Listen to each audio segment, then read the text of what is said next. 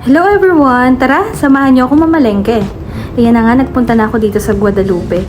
Namali pa nga tayo ng daan at dito pala dapat sa kabila.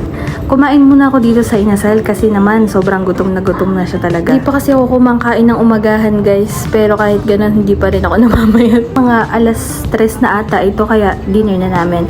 So ayan, nag-request nga pala si boss ng sinigang kaya ayan, namalengke agad tayo kasi baka mapagalitan tayo. Grabe nga pala yung kapali dito. Kahit paglabas mo pa lang, kakaligo mo, magpapawisan ka pa at hindi lang pawis, sobrang lagkit mo pa. Dumaan nga pala ako dito sa prutasan, pero sa sobrang dami kong gusto, hindi ako nakabili kahit isa. Nakikita nyo ba yung presyo guys? Mura na siya pero compared sa prutas natin sa Bataan, mas mura yung sa atin. Pero kung sa ibang lugar tayo bibili, ang mahal pa rin. Nandito na nga tayo sa MRT sa ilalim ng palengke. Andito na nga tayo sa palengke sa ilalim ng MRT. So, ang una kong binili ay bigas. Kasi dito sa amin, may buko pandan. Kaso, sobrang tigas niya. Kaya dito ko namili kasi dito ko unang namili ng una. Tapos, malambot. So, yun. Nakabili na nga tayo ng baboy. Anong tawag dun sa baboy na yun? Nalimutan ko na. Basta yun, hindi ko na nabidyohan kasi nakakahiya dun sa nagtitinda. Tapos, iyan, nakapamili na tayo ng panigang na gulay. Naka 120 nga tayo dyan. Sabi ni ate, libre na daw yung sili. At iyan, namili tayo ng kape kasi coffee is life. And iyan, pumila na ako dito sa tricycle. Kasi palagi ko nalilimutan guys na 25 lang yung standard na bayad sa tricycle. Palagi kong binabayad 830. Pero okay na din yung tulong na din natin sa mga tricycle driver. So, ayan, nandito na nga tayo sa apartment. Tara, pasok tayo. Huwag nyo na nga tingnan yung aming loob at wala naman kaming mga gamit. At 2 buwan lang din naman kami dito. At iyan na nga ang aking mga pinamili.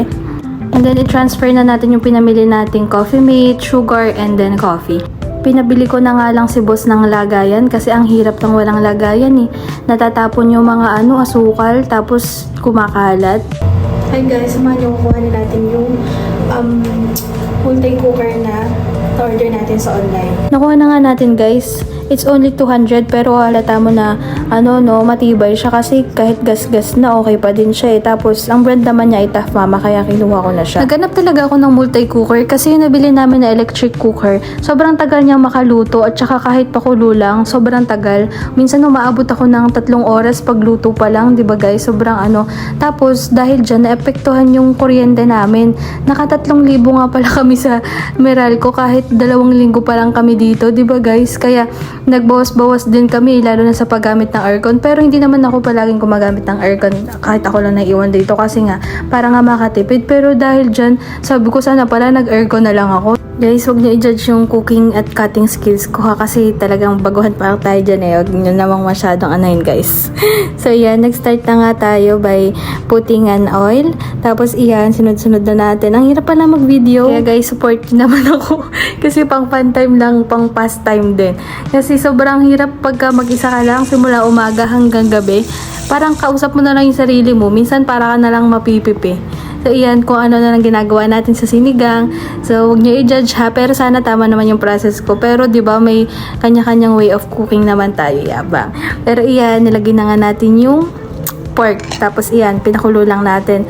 Tapos, guys, nangangamba ko kasi baka ako hindi magkasya lahat ng gulay. Tingnan niyo na lang yung pinagagawa ko dyan. Naalala ko lang guys, para lang ako nakikipag-usap kay mama kasi si mama, kapag ka nagme-message siya sa akin, panay voice over, kaya sabi ko parang nagkukanto lang ako kay mama kung ano nangyayari sa buhay ko. Ito na nga ba yung sinasabi ko? Sabi ko na hindi magkakasya tong kangkong eh. Tingnan nyo naman guys, binasta-basta ko na. Pero hindi, pa rin yan.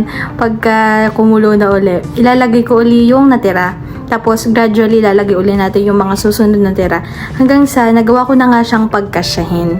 Tumawag na nga po si boss, kinakamusta ang ating luluto. Over naman siya sa OT kasi halos 10 na naman siya uuwi. And this is our sinigang. This ends our vlog.